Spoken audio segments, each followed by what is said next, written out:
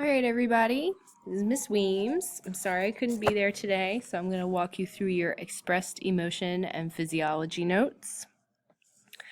Okay, so last class, when I was physically there, we discussed the theories for, how emotion is generated. Do we cry because we're sad, or are we sad because we're crying? And trying to figure out the correct order of that. So we talked about the Cannon-Bard theory, the James Long theory, the French theory, the Janek, the two-factor theory. We looked at all those because psychologists are trying to figure out where these emotions come from and what generates them. Well, today we've already discussed the theories of where the emotions come from. Now we're going to talk about our physiological, how our body responds to the emotions once they are present. Okay? So, the Yerkes-Dodson law states that arousal affects our performance in a variety of different ways depending on the task. And we've kind of already touched on this. This is a bit of a review. So remember, arousal is not dirty arousal. Arousal is being alert. So it says that basically our alertness or awareness of our surroundings and being kind of, the optimal level of stress in our body, okay? It's bad depending on what task it's in. So, being very alert and very aware is really bad when you're sleepy because it makes it very difficult for you to fall asleep. And I think we've all been there when you're laying in bed going, I just want to fall asleep. Why can't I fall asleep? But your brain just won't turn off.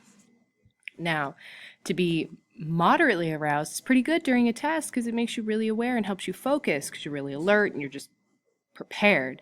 To be excessively aroused, now you get into the stress level, and that could have a negative impact on your test performance.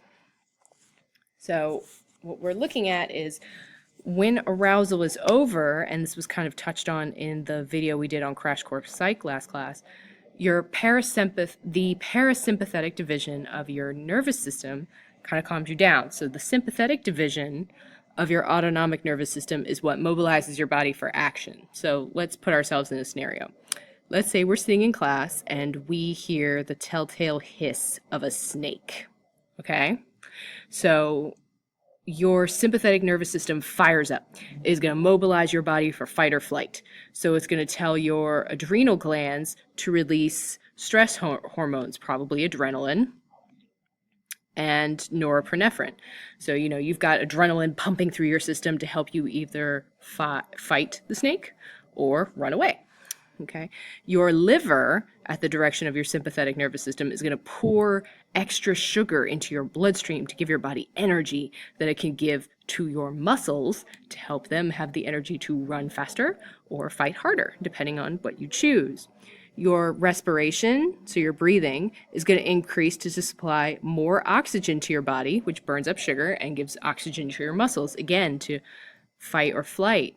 Your sympathetic nervous system is going to increase your heart rate, so it's pumping more of this blood and sugar and oxygen throughout your body, and your blood pressure is going to go up.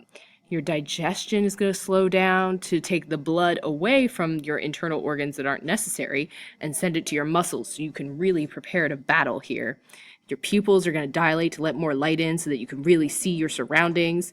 And if you were to be injured, your blood will clot faster again. So all of this is all at the direction of your sympathetic nervous system. But when arousal is over, your parasympathetic is going to calm everything down, tell your heart not to pump so hard, tell your body you don't need as much oxygen. It can divert blood back to your stomach and other non-necessary organs. Your pupils can undilate. You don't have to have your body at this optimum level all the time because that's not good. Okay?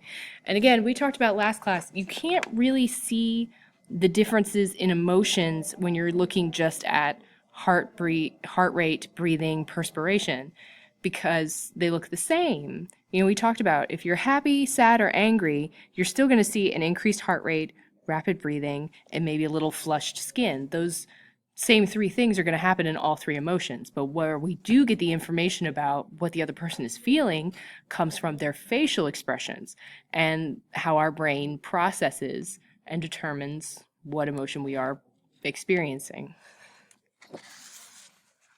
Okay, so with expressed emotion, humans are skilled at detecting and interpreting nonverbal communication. We can look at another person's face, body language, and movement and determine if they are happy, sad, upset, frustrated. We don't need to hear them speak per se. But some of our skills are natural, where others can be influenced by experience. So, for example, abused kids are better at detecting anger in a series of faces than non-abused children, or children who haven't experienced a lot of anger in their lives.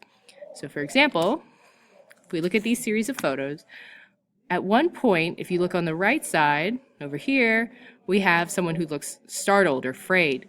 And over here, on the left, they look angry. At what point in this transition do you think the person begins to convey anger in these faces? Which picture do you think? Well, I will tell you that when they showed these series of photos to abused children, they were able to determine that at this point, right here, the person is beginning to experience anger, and they caught that difference much faster than children who did not grow up in abused households. So just because you picked it doesn't mean you've been abused. It just means that the kids who were abused caught it much faster and caught the signs of anger earlier than children who did not grow up in a household where people were perhaps angry. Okay. Another thing is that introverts, okay, people who are more internal, they're not very, we would categorize them as being shy, are better at reading emotion than extroverts, people who are super popular, who are out there, who are always at parties and in people's faces and like to be the star of the show necessarily. Those people are not always so great at reading emotion as those who are a bit more shy and reserved, who kind of sit in the background. Now, we just said that humans are great at determining anger when they can see faces. Well, what happens when you don't see faces? Well, without a facial expression, humans rely on the tone of someone's voice or the gestures or maybe written messages. But these things can be easily misinterpreted. Okay? So, have you ever, read an email or a text from somebody and took it in the context that they were maybe yelling at you or they were angry and upset, and they really weren't? And I would argue that maybe that's why people started using LOL or emojis to convey when texts, you don't have voice tone or gestures or facial expressions to convey emotion. Okay. Now, one thing psychologists looked at were people who were deaf, did they convey emotion differently since they're not relying on voice tone? So I have an example for you. Come back. Okay, so this actor is deaf.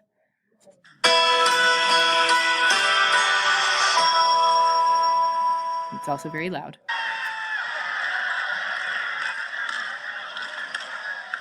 Oops. Okay, so we have two deaf actors having a conversation.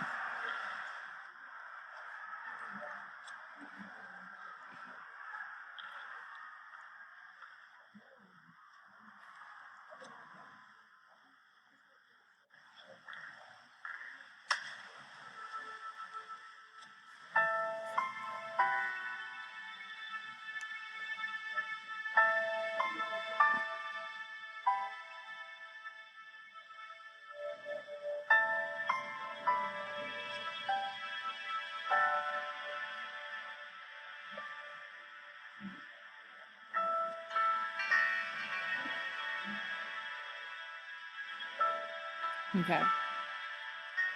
So we're not going to watch this entire clip, but based on that, I think you guys should have been pretty good at figuring out that even though they were not using voice tone, they could use their face and their gestures to easily convey emotion. Even the way they signed, the rapid dropping, the using their hands very quickly, and some of the more passionate gestures conveyed emotion. Okay. So now we've talked about, expressing emotion. We're going to do a little bit more about reading emotion. Okay. So if you've ever heard about women's intuition and that women are better they have this sense about things, to a certain degree, that is true. It is real. Women tend to be better at reading people's emotional cues. Okay, so women have a greater, we're going to call it emotional literacy. Okay, they have a better ability to look at someone and determine, are they happy, are they sad, are they frustrated, are they pretending to be happy. They even did a test where they determined women were better at picking up whether or not people were really a couple.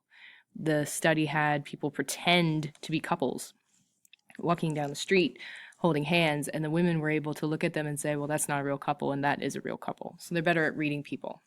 We're not going to test emotional literacy because I'm not there. Okay, but women's ability to decode emotions may contribute to them being more emotionally responsive, meaning that they express emotions more because they are better able to read other people's emotions. So that could be why you often see things where they'll describe a man as having a bad day, and they'll take the woman, if she exhibited the same behaviors, and call it being emotional. It's all about how society looks at the emotions. You know, a man could be expressing his emotion, but they're just going to say, oh, he's having a bad day. So because we expect women to be more emotionally responsive, we tend to typecast their behaviors into an emotional category. Okay? Now, one exception is anger is considered a male emotion. I wonder where they got this from, huh?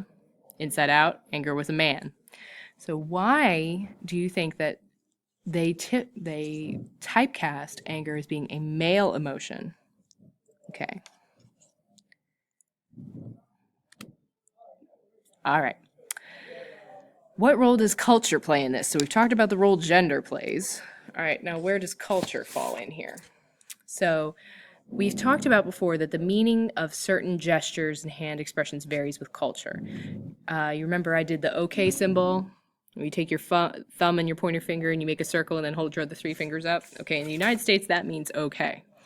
In the Middle East, that means lesbian. And in Brazil, that is a very horrible insult that you should never ever do. Okay, another example was this. In 1968, North Korea published photos of what they determined to be supposedly happy officers from a captured U.S. naval ship, men that they had captured and taken prisoner, okay? In the photo, here's the photo. If you look at it closely, you might notice something. The men have their middle finger pointed up in the picture. Here, here, here, here. They told their captors that this was a Hawaiian good luck sign. We all know that's not true. But that symbol did not exist in North Korean culture. Okay. So my question for you is, we know that gestures vary by culture.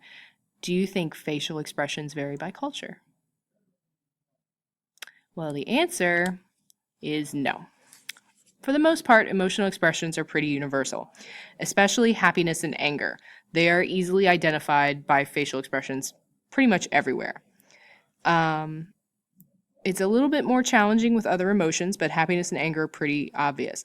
Blind people, even who've never seen faces, still exhibit the pretty much same facial expressions for happiness and anger as those who have not grown up blind. And the same is true for music. Across cultures, happy music is usually fast-paced, and slow songs are usually sadder. It's just universal for all cultures. Now, emotions can be impacted by context. So what context are people in? What situation? That impacts how we express our emotions. Okay, so if you put somebody who's angry, but you put them in a scary setting, that facial expression, people will interpret that as fear, even though it, in another context, would have been a standard afraid or angry facial expression. And filmmakers do use this to their own advantage. Okay, culture also impacts our emotional expression. People from collectivist cultures, stereotypically in Asia and Africa, do not encourage visibly expressing emotions, while independent cultures like the United States really promote visible emotions. Everyone think Kim Kardashian's crying face. Okay. Cultural differences often occur within nations too, especially cultures like the United States where we immigrate. All right, there are some serious differences here. Well, here we'll have our facial expressions. Happy baby, angry baby, Interested baby, disgusted baby, surprised baby, sad baby,